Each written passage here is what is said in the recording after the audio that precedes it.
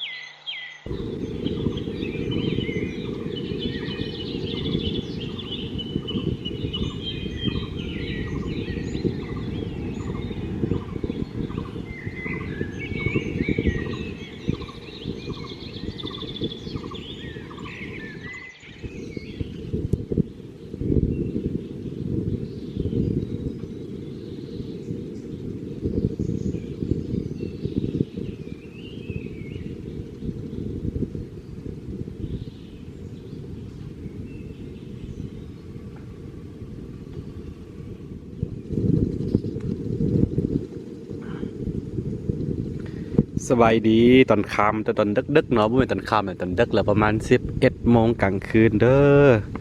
ตอนนี้เฮาอยู่ป่ากันพี่น้องเอ้ยเนาะคือความตั้งใจของเฮาคือเฮาสิมาน้ำมันพอกันตะก้องมาเนาะคือเฮาอยากเห็นนั่นพวกที่เห็นมันยังมากินมักไม้อะนะอยากไทยฮูบเนาะต้นอันนี้โพนแต่ว่ามันมา2 ตัวแต่ว่ามันไวพดบ่ทันในไทยนี่ต้นอันนี้มันมีมักไม้เด้อค่อนข้างสูงแล้วก็เป็นช่วงหน้าหนาวแด้นะหนาวเกินไปเขาก็เรียกว่าบวกกับคือด้ามไว้ว่าประมาณ48 ชั่วโมงบอกประมาณนี้เฮาบ่จำเป็นต้องเกี่ยมไปอย่างสำหรับพวกเฮาเนาะเพราะว่าเฮาลื่นเคยอยู่แล้วกันอยู่ภูอยู่ป่าแบบนี้มันก็สะดวกสบายเนาะมีไฟแล้วก็นอนแบบนี้เลยเห็นบ่นี่กูจะนอนแบบนี้ประมาณ4 โมง 5 โมงตอนเช้าก็ตื่นเนาะ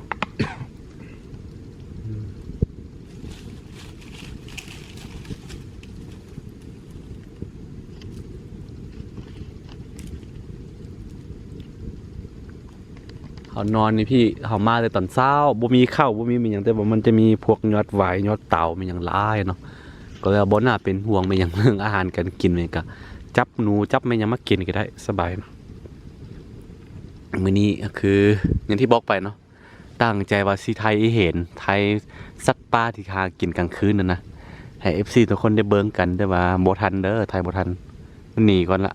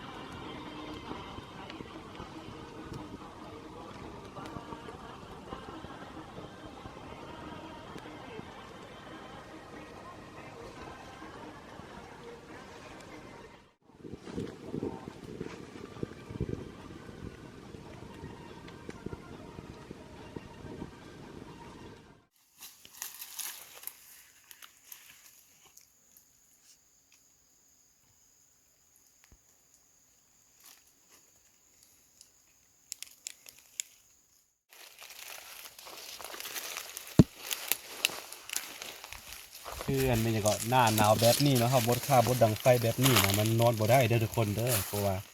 บ่ได้เกี่ยมผ้าห่มบ่ได้เกี่ยมเป็นหยังเครื่องอุปกรณ์ในการนอนเนาะส่วนใหญ่ก็จะนอนแบบนี้เลยแหละเฮาธรรมดาถ้าเป็นพวกอันสุนทรลาหูนี่โอ้แฮงโหดเด้ออยู่ได้เป็นเตือน8-9 มื้อจังนี้บ่ต้องมีเป็นหยังเลยเนาะ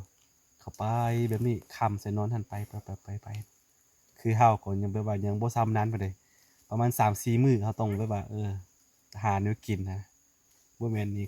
คืออย่างที่บอกไปเนาะประมาณ24 ชั่วโมง48 ชั่วโมงสำหรับพวกเฮาแม่นเรื่องสบายๆอยู่แบบนอนแบบนี้แหละนี่เนาะบ่แม่นสร้างภาพแบบนี้ของจริงเด้อทุกคนเด้อเดี๋ยวมื้อตอนเช้าสิถ่ายบรรยากาศให้ทุกคนได้เบิ่งกันอีกนะโอเคว่าสิถ่ายรูปสัตว์ก็บ่ได้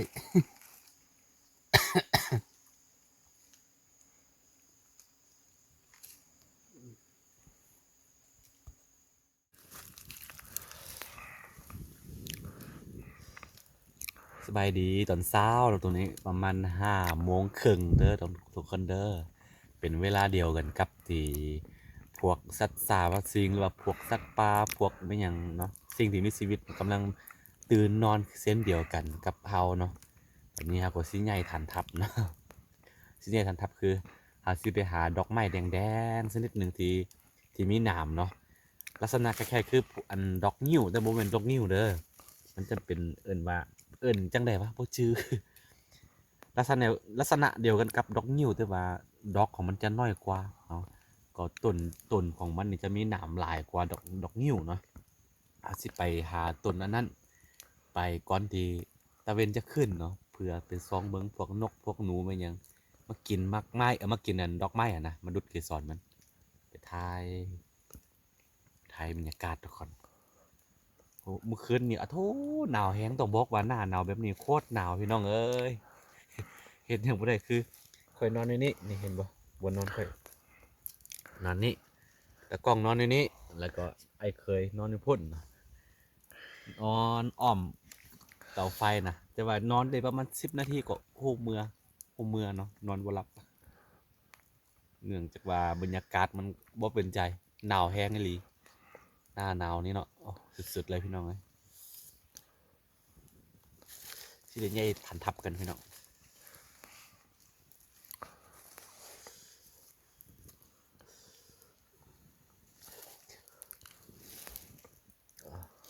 วินหัวแบบว่าคือเมาเหล้าที่จริงบ่แม่นเนาะแบบเฮาบ่ได้นอนเด้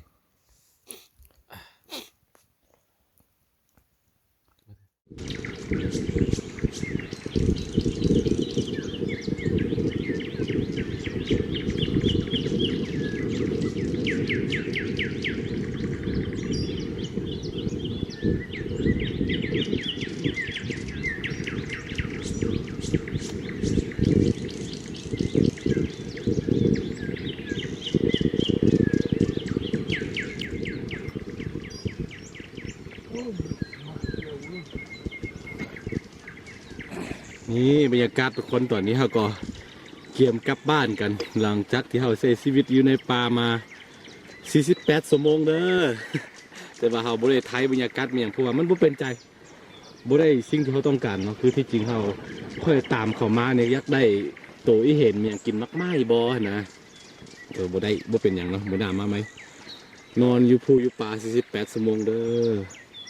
สุดๆไปเลย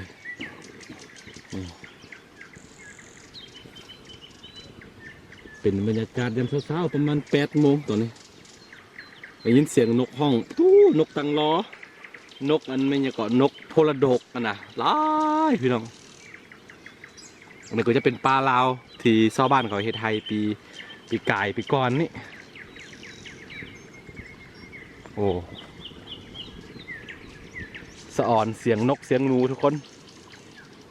ตอนเศร้าแบบนี้ครับตอนแรงเนาะจะได้ยินเสียงห้องแบบว่าโอ้ทุก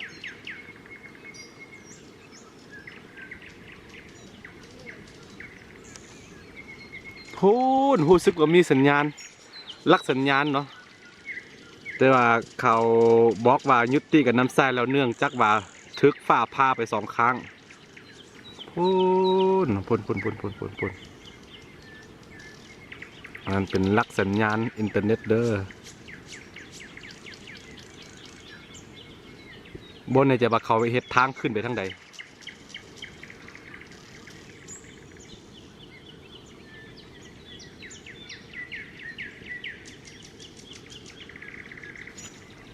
ทุกคนเขาซีกลับบ้านกันแล้วตอนนี้บ่ได้ล้างหน้าเป็น2 มื้อแล้วล่ะก็ซิวก็ขึ้นหลายเนาะบ่ว่ากันเนาะเจอกันในคลิปหน้าทุกคนเป็นคลิปแบบว่าอยากให้เห็นแบบว่าอีกมุมหนึ่งในการใช้ชีวิตเนาะแบบว่าสำหรับอย่างที่บอกไปนะประมาณ48 ชั่วโมงสำหรับพวกเราเป็นเรื่องซิวๆธรรมดาเนาะ บ่มีปัญหาเป็นอย่างไรโอเคบ่มีข้าวบ่มีเป็นอย่างแต่ว่าเฮาก็หากินของป่าอยู่ในป่าหันมาตลอดอ่ะนะโอเคเนาะ